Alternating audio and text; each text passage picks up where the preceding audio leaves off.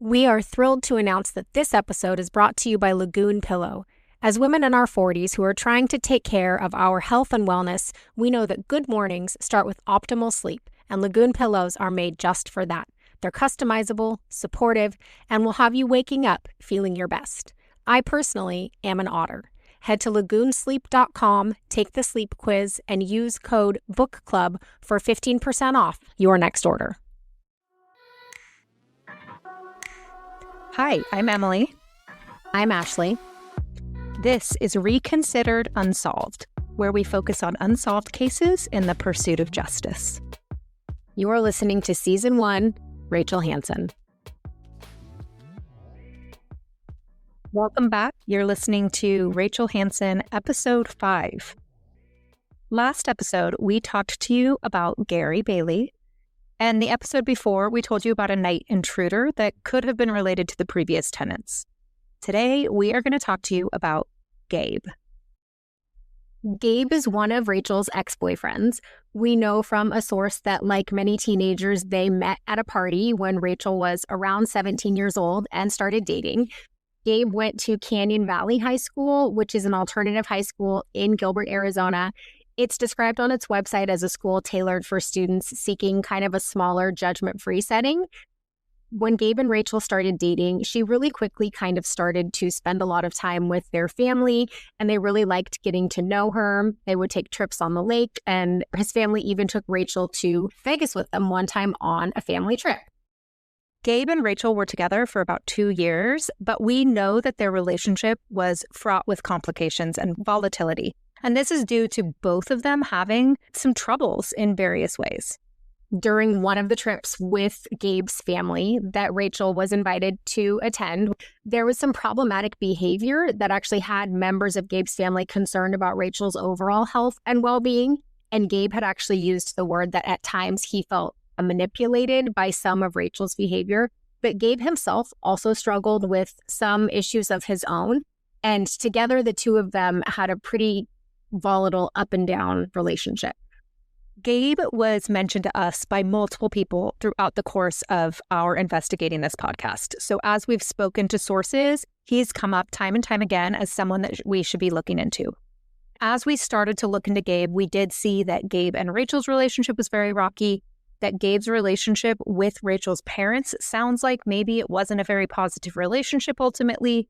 One of the reasons we believe that Gabe's name was brought up to us early and often is that Gabe does have a criminal history. But more importantly, I think a few sources have told us that Gabe and Rachel's relationship was so volatile at times that there had been numerous calls to the police for domestic violence issues, and that even people in Gabe's own family really did not think Rachel and Gabe should continue to move forward in their relationship because it started to feel, in their terms, quote, dangerous for both of them. We want to start out talking about Gabe, and we're going to tell you a little bit more about their relationship, but we want to make it very clear. Gabe, according to sources, has received death threats, constant harassment from people who believe that he was involved with Rachel's death. We have proof that Gabe was not present on the date of Rachel's death in Gilbert, Arizona. He was actually flying to California the evening of June 3rd and was in San Francisco on June 4th. There is no possible way that Gabe was involved in Rachel's death, and we would like to ask the general public to leave him alone. This brings up a point that we certainly hope that none of our listeners of the podcast would think of contacting any of the people that we have mentioned and would just leave people alone.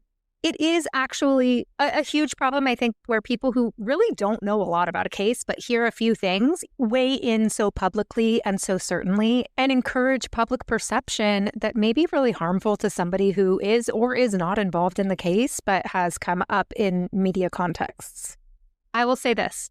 I actually think most other media outlets have gotten things wrong. So when you're really banking on what they've said as all of the information that you need, that's just not the case. And later in this episode, we will also talk about other altercations that Rachel had where the people involved were then harassed and continue to be harassed to the point that if you even try to contact them to just get a statement, you're sent straight to an attorney. Yeah. And who can blame them? I mean, I think it's really unfair the way that the general public sort of is like, oh, I'm going to go reach out, try to find this person. I'm going to tell them that I think they should turn themselves in. It's not really helpful in the context of an investigation. And I think Ashley and I have learned that really clearly through the course of doing this, that there is so much that we now know that even we are not going to share publicly because there's no utility and it doesn't change the entire context of the crime. And it could be really damaging to people. And we're not going to do that without more evidence. Right. I mean, the number of behind the scenes conversations you and I have had about what to share and not share in the context of keeping sources safe, keeping even people named in the police report that could look like suspects to listeners safe. Humans are humans and they need to be respected in a way that it's not our job to contact these people and to threaten them and to use any sort of language against them that could be harmful. Yeah, so maybe this is a good spot to talk about how can you be helpful as a listener. One, you can share this with literally everybody that you know who likes to listen to any kind of crime podcast because you do not know who might actually know something, right? They might have an aunt in Gilbert that you didn't know about who actually does know somebody that we're talking about or knows some piece of information. So getting this out there for people to hear. If you do know something, submitting that tip to the Gilbert Police, to the private investigator Justin Yentes, or to silentwitness.org, where you can reap a reward if it leads to the arrest of the person in this case. It is helpful to try to see if you can contribute in any meaningful way. Reaching out to and harassing the people involved is not one of them. Going online and being certain about what happened is probably not one of them. So there's our rant. We don't want to be responsible at all for anybody being harassed in this. And I think just hearing about the level of torment that Gabe has experienced on top of the trauma of his ex-girlfriend being murdered is just a good reminder not to be so certain about that you know everything. And we don't know everything either, which is why we're trying to just present all of the different options and the potential. And you'll hear about more options today of what could have happened to Rachel. But because we don't know, that's the only reason that we want to get this out here, to try to get it in the hands of people who might know something. So Gabe was brought up to us by a lot of sources in the very beginning because he and Rachel had this on-again, off-again relationship. The relationship was volatile. The word domestic violence was used. Sources close to both of them said they were actually worried about them being together. But we also know, and this part could make people uncomfortable, but statistically, when a woman is murdered, the person most likely responsible is not a stranger that's just hiding in the shadows. It's someone she knows. Very often, it's a current or a former partner. We're talking about a significant percentage of cases where women are killed by someone they've been in a relationship with, which obviously we're not saying every partner is dangerous, but because proximity, relationship history, and sometimes control can all live in this space. So I think that it's only natural that someone who had dated Rachel for 2 years would be someone that people were curious about. Rachel and Gabe started dating around 2019. They got an apartment together and they lived there for around a year. During that time, sources tell us that Rachel actually was really a homebody and didn't like to go out at night. She really liked to just kind of be in the apartment with Gabe. After living in the apartment for just around a year, Rachel and Gabe signed a lease on a house. They signed the lease March 19th, 2021. We know that Rachel signed the lease on her apartment in June of 2021, early June 2021. So the timeline between she and Gabe signing a lease together on a home and then Rachel moving out and getting her own apartment is very tight. She lived in that apartment from June 1st until December when she sublet it. And in October, so in the midst of her living in that apartment, she started dating Jomette. She and Gabe had broken up and she started dating Jomette. She had broken up with Gabe and he actually had a very, very hard time with that. He had some mental health issues following that breakup. In December, she got the opportunity to go work in Queen Creek on the horse ranch and move to the casita and sublet the apartment to America. June, 6 months after that, is when she kicked America out and moved back 1 month prior to her murder. April 29th, So remember, we told you she had a conflict with Gary on April 27th. On April 29th, an eviction was filed through the courts for Gabe and Rachel's property together. So while she had not been living there that entire time, she was on the lease. And due to failure of payment, he was evicted. And that meant that she was also on that lease with a statement of just over $4,700.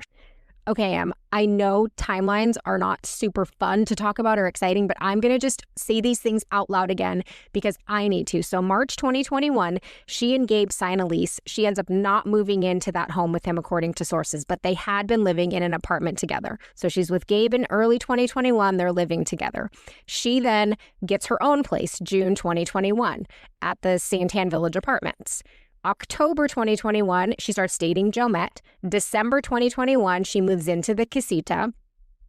April 29th, Gabe comes back in the picture just on paper because they are served an eviction notice from the home that she did not live with him in. End of May, we know she gets evicted from the casita. Beginning of June, she then moves back into her apartment, which we know June 4th is then when she was murdered. When we look at the timeline of this, it's so tight and it just really shines a light on from March 19th, 2021, when they first signed this lease to just basically a year later, a little over a year, the amount of turmoil that had happened in Rachel's life with breaking up with Gabe, which we know was pretty traumatic on both sides, starting to date Jomette in October, getting the job at the casita, getting fired from the casita, subletting her apartment to America, moving back into her apartment, getting filed with an eviction notice. The amount of things that happen in such a short period of time we've used the word chaotic so much, but I can't think of a different word. It seems so chaotic, especially for a young woman. I know. It's hard to understand. Is this typical? I can't remember. I'm far enough removed from 19 or how fast life moves in those years because you're just on to the next thing.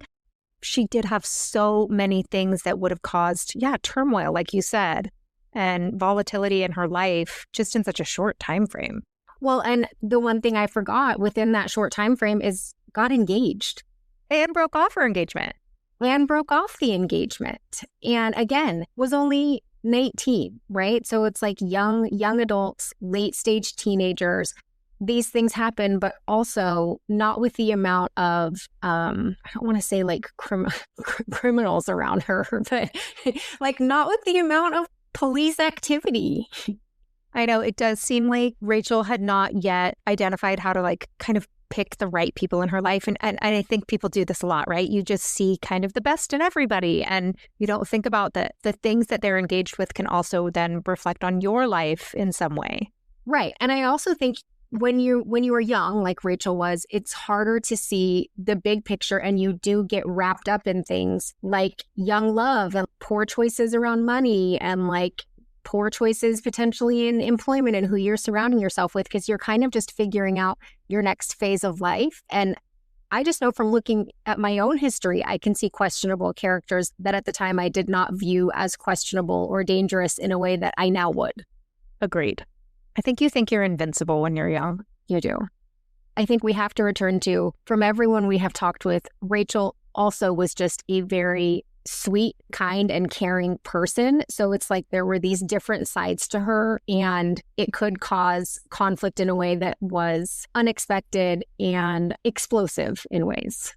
So let's continue with their relationship, because what we know from sources is that although the people in Rachel's life seemed to think that she and Gabe had broken things off and she was focused on Jomette, she and Gabe did continue talking. They did continue talking. We have talked with sources that they did continue to have communication. They did continue talking. And I mean, it does make sense since they were served an eviction notice at the very end of April, tail end of April, early May, that they would communicate about that issue. But it sounds like the communication went a little bit beyond that. Prior to their eviction, they had been in communication, and they had been in communication around the end of March 2022. So a reminder, this is just a few months before Rachel is killed. According to a source, Rachel reached out to Gabe and said she was not feeling safe, that someone had apparently attempted to kidnap some dogs or did kidnap some dogs. We have not been able to verify this with any police reports or any 911 calls or any person. But what we do know is that Rachel said she did not feel safe She asked for Gabe's help with access to a firearm, and we do know that she was able to get Gabe's help. So what this tells us is that at the end of March in 2022, so before she was fired from the casita, before she moved back to Redstone or her apartment, and before the documented incident with Gary on the 27th of April, she had some sort of specific fear that led her to want to have a firearm. We know she was living in the casita on the horse ranch at that time, and we don't know exactly what this fear was around. This was something that we need to run down. What could she have possibly been so afraid of at the end of March that led her to wanting a firearm? We're going to tell you about her experience with working on a horse ranch in Queen Creek. Starting in December 2021, 6 months before she died, Rachel was working at a horse ranch in Queen Creek, Arizona. She had worked at ranches prior and was setting up her own business. While working there, she was living in a little casita on the ranch. The ranch was owned by Amanda and Liz. It was originally named Dynamite Trail Ranch, and business records show it was formed in December 2021. Remember, this is also the month that Rachel was hired, so it really does seem like she was helping things get off the ground, which makes sense because she was known as being excellent at breaking foals. When their LLC was formed, it shows they were approved to do horse breeding and training, as well as dog breeding and training. In October of 2022, it underwent a name change to Arcola Ranch. We aren't certain why the name was changed. According to sources, the owner lived on the property in the main home, and the only security was some horse fencing and a gate at the driveway. Rachel was responsible for a lot of different things with the ranch, including helping break foals, which she had a lot of experience in. And also, she was working on brokering a deal with the horse ranch owners related to breeding her own horse, Dash. Dash did become pregnant with twins, which apparently is absolute gold in the horse world because it's so incredibly rare. Dash was just this beautiful horse that Rachel loved so much. There was some conflict that started to arise at the horse ranch, and this is probably to be expected, when you're talking about a 19-year-old who is doing a lot of different things in her own life to try to assert some independence, start her own career, and then also working for a very new horse ranch. Some of the conflict was around things that happened at the ranch. So one of the first things that happened mid to late March, Rachel had a horse rear up when she was trying to get it in the trailer and kick back, and it caught her hand and caused a pretty significant injury that required surgery. At the time, the surgeon told her that you can't work back in the barn. There was some sort of issue with the timeline where Rachel could work in the barn or could not. Rachel went back earlier than she was supposed to. The surgeon wasn't very happy about that. And the owners were sort of unclear as to when Rachel could and couldn't work and took a little bit of flack for her going back too early. So there was some conflict around her injury. At a later point, Rachel was driving a trailer transporting some horses to Scottsdale, which is about 40 minutes away, and ended up damaging a trailer. She was confronted by the owners about that damage, and they estimated that damage to be about $10,000. Something went wrong here where there was owed money, they felt like. They did inform Rachel in the month prior to her leaving that they were going to be hiring on a different trainer and that in June they would hire that other trainer. Rachel seemed to take this news well, according to the owners of the horse ranch, but what we do know is that things did not end well. We know that Rachel was told that her services were no longer needed. So what we can see, according to the police report, is that May 24th, 2022 is when the owners told Rachel that she was not going to be compensated for her work in June. And on May 26th, they confronted Rachel about what happened with the trailer. And on May 27th, she was told that she would have to pay for the trailer through unpaid training by continuing to work on the ranch, but not being paid for her work. I think this is, frankly, so not acceptable. This is a business with owners, and they have this 19-year-old driving their horse trailer. I just feel like that they should not have held her responsible financially for this unless it was sort of an egregious, she was under the influence and driving their trailer, or she intentionally crashed it, which neither of those are going to be true. As business owners ourselves, we know that things happen, and it's also why you have insurance. And it also seems like such a tight timeline for holding someone responsible for a mistake when she had literally been there for 5 months and this business had just started. I know. And it's like the kind of mistake you have to anticipate is going to happen. That is why you carry insurance. I think to hold an employee responsible, I think that's not defensible, frankly. Right. Agree. Rachel was initially sent a lease termination notice with an end date of June 30th, 2022, but then there was an addendum sent, and it was sent through DocuSign, and it outlines a mutual agreement. And I'm going to just read the screenshot of the exact text to you that we have. So it says, Rachel and Joe met. I want to let you know that a notice of lease termination has been sent certified mail with a lease end date of June 30th, 2022.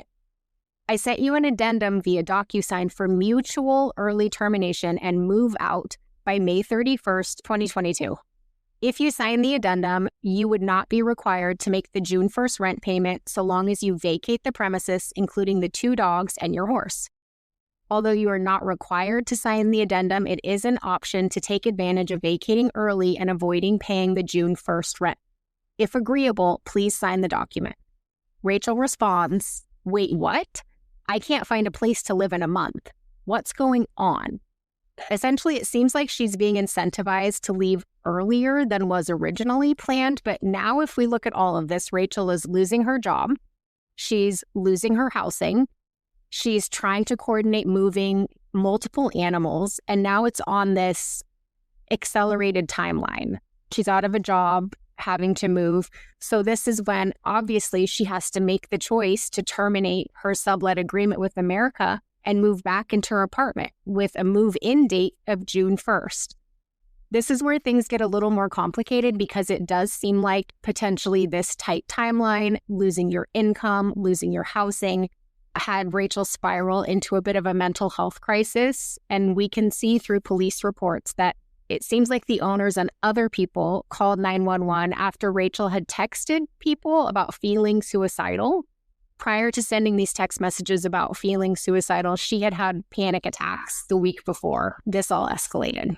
This is just a really, I can imagine, very hard time for her. It's probably one of her first kind of quote unquote real jobs where she's really doing something that she loves. She's doing something that she's really good at. And these accidents happen. Like she cut her hand. That wasn't intentional. She damaged a trailer while trying to drive it. I mean, that's just the kind of thing that happens on a horse ranch. And so then to be held responsible for it in a way that you're being fired and you owe all this money, that must have been really scary and really devastating to Rachel. Also, just as a 19-year-old, yes, you're going to have conflict at work and yes, you're going to have issues, but to then be given information, which seems like maybe a week beforehand that you're going to lose your income and your housing, that will completely uproot you. Yeah, it's hard to know when they first talked about that, but the timeline certainly looks tight in the police report. It does.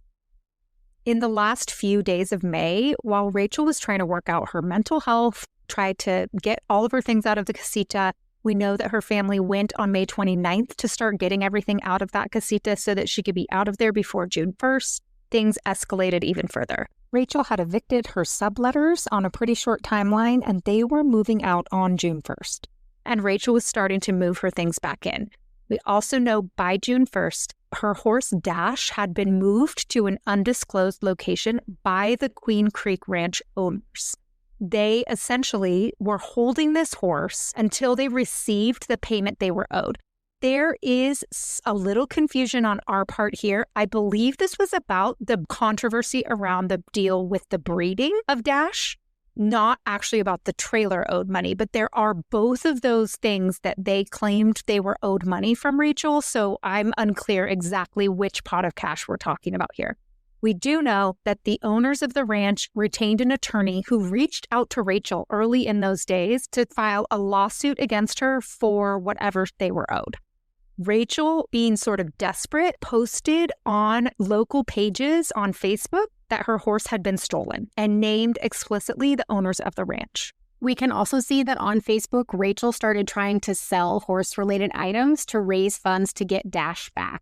The amount that they were asking for was $5,000. Probably we should interject here and tell you that Rachel died before she could get Dash back, which was probably terribly upsetting to her in those last days of her life. Her parents did get Dash back after her death. One of the reasons we are talking about this, her horse basically being held ransom, I think we can use that language here, is that the timing of Dash being held ransom and Rachel dying erupted on social media when people started to draw their own conclusions about what they thought could have happened since this conflict happened so closely to Rachel being killed. Yeah, the Facebook post that we have that Rachel posted that Dash had been stolen was from June 1st. Rachel was killed after going to bed on June 3rd in the night. So it's a 2-day turnaround there. We also know that the owners were on Facebook pretending to be someone else, according to one of the Facebook posts that we see. Ashley, tell them a little bit about this post that we have that is since deleted, but that we have a screenshot of. We have a screenshot of a post from someone who actually started by saying she was posting this for her own protection and that she had been drug into a legal issue related to the Dash story, that Rachel was apparently being sued by someone over a breeding deal, which we know Dash was pregnant with twins, which we have been told is a huge deal, especially because it was Dash's first time being bred, I believe. She said that the person suing her had a group of people ganging up on her that proceeded to harass her. She talked about how Rachel's horse was stolen, that she posted about who stole it in the group where this person was actually an admin of the group. So she took a screenshot of the comment from the person who admitting to knowing where the horse was. This poster said she then banned people from the page. She got a threatening letter from attorneys saying that they asked for her computer and she said, "Fat chance I'm not giving you my computer." That is so ridiculous. Just FYI, everybody, an attorney can't just be like, "Hey, give me your computer." You're going to need a court order to turn over your electronics, okay, to law enforcement, like a warrant. They have to get a warrant. It has to be a court order. And we can't verify this, but in the post, she said, "I have given the names and phone numbers of everybody involved in this dispute that she had, and that she will be sending all copies of correspondence to what she said the detective, so probably Gilbert PD. She said she provided copies to other people just in case something were to happen. So it's clear she also was not potentially feeling safe. She said she was beyond shocked that now it seems like there had been a murder. She talks about how sweet and kind Rachel is. She was not the only one to post about Dash being missing. Once we knew Rachel had been killed and that this confrontation had happened, from what we have seen, it really kind of caused a frenzy on social media of people coming to Dash and Rachel's defense and feeling like they wanted to insert themselves in this conversation. Absolutely. And we saw so many comments. When we first started investigating this case, we were looking through old social media posts, the majority of people felt like there's no way these two things are completely distinct from one another. She's posting that her horse was stolen, that there's this massive conflict with an eviction over a breeding deal that's worth really high value in the horse world, and then she's murdered. People were pretty certain these things were connected. Well, and you and I aren't part of the equestrian horse world, but from the people we have spoken with who knew Rachel and who are a part of this world, it is a whole system of making money through breeding and through training. Anyway, it's just a community where conflicts like this can mean like a huge loss of income for people. Right. We know the Gilbert police did run down leads related to this very early in their investigation. We know they visited an auction site where they had gotten a tip that a horse that looked like Dash may be. They didn't find any evidence that Dash was there. We also know that they interviewed the horse ranch owners. A lot of that interview is redacted, so we can't see exactly what was said. But a lot of information is there about the entire conflict, which is where we got a lot of what we shared with you. And we did reach out to the ranch owners to see if they wanted to make a statement or speak with us. And we also reached out to their attorney and did not get a response from any of them. In chatting with people who knew Rachel and who were in the Gilbert community, we did find it interesting that Amanda, the owner of the ranch, is someone that people found was someone that was hard to communicate with.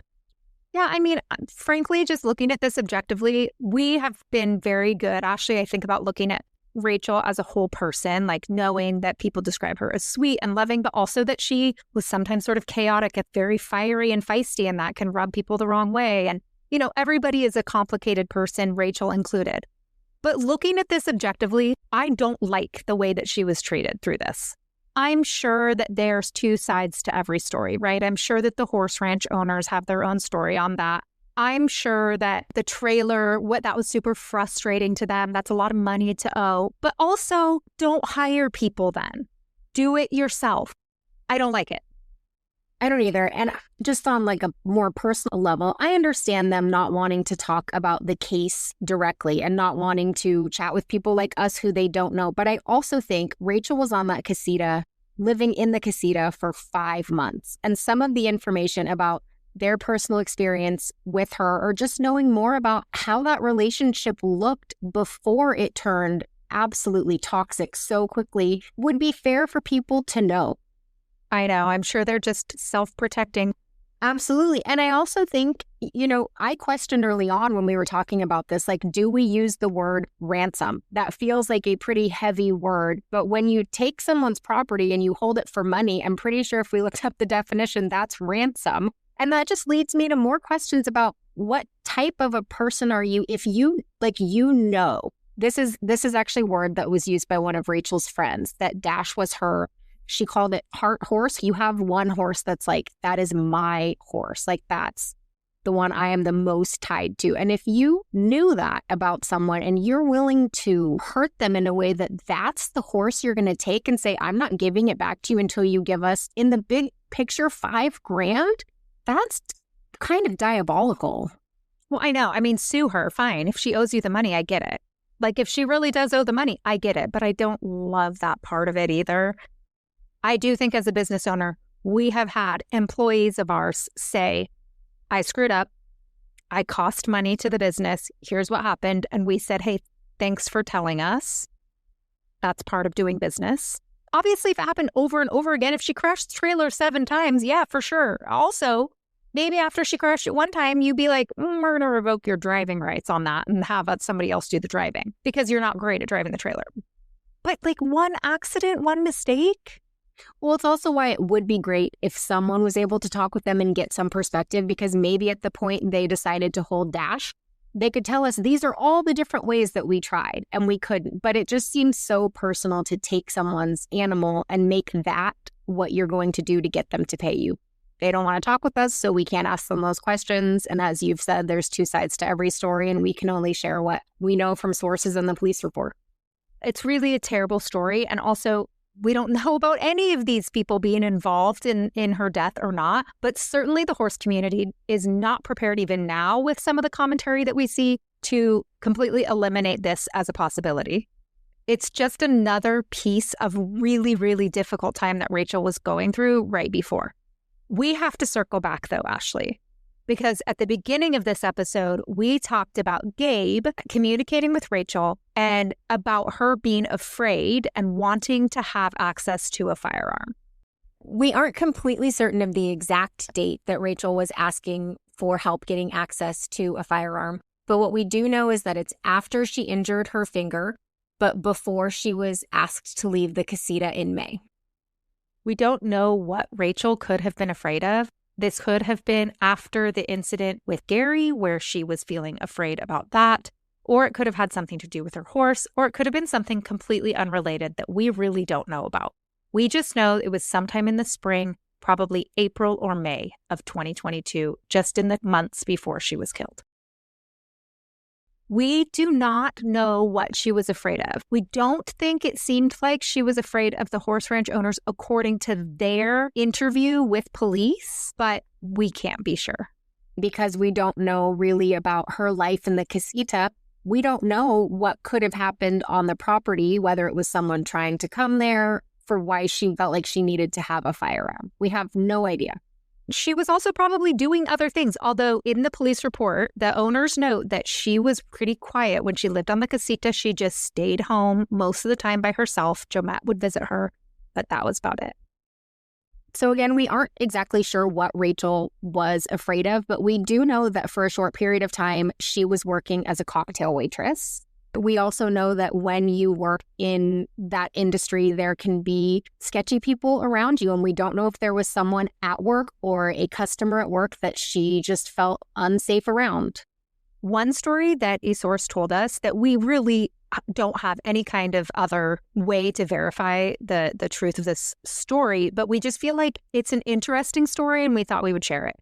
Sometime we believe between June 1st of 2021 and December of 2021, so when she was living on her own in her apartment at Redstone Village before she moved to the casita, she was working as a cocktail waitress and somebody was at her apartment complex and saw her come home, driving home, and she could barely function. And they believed that she had been drugged. Apparently, there was some question about if she could have been drugged by someone who worked at the bar where she was cocktail waitressing. This is not something that we know anything about, but it kind of raised a little ding, ding, ding red flag for us. Like, is this possible that there was somebody else who was bothering her or was interested in her? You know, a lot of people online make comments about, like, could this have been a stalker? Well, sure. I mean, it could totally be something entirely else we are unaware of. We also know Rachel is extremely cute. If you look at pictures of her, she's a beautiful young woman. She's fun. We have pictures of her wearing a fake mustache and being silly. She's described very widely by a lot of people who worked with her in various capacities as very sweet and kind. Of course, men are going to be very into her. And we know this, right? We know these men that were with her, Gabe and Jomette, were just absolutely smitten with her. In fact, putting up with any of her teenage antics and still just completely in love with her. Also, Jomette did report that, you know, she had dated other men as well and that men were interested in her. So we don't know who else could have been involved, but we want to bring that up because if she was afraid, could it have been from someone else? We don't know. For now, we have really walked through all of the who could have done this and why would they have done it. But next week, we are going to be talking with you about the Gilbert police, and here's why. As we talked with sources throughout the past 4 episodes, a lot of people ask us to ask questions about what Gilbert police are actually doing. There are a few cases that we are going to be talking about that Gilbert PD either has worked on or are working on now that people have had questions, concerns about. Next week, we are going to walk through what we have found out about the Gilbert Police Department and some of the potential questions and concerns that we have. Thank you for listening. If you have any tips on the Rachel Hansen case, please call the Gilbert, Arizona Police Department or head to silentwitness.org to submit your tip. Visit our Patreon at The Creepy Book Club for early release, ad-free, extra episodes, and behind-the-scenes content. Music by Craig Reaver. Editing, production, research, and writing by The Creepy Book Club.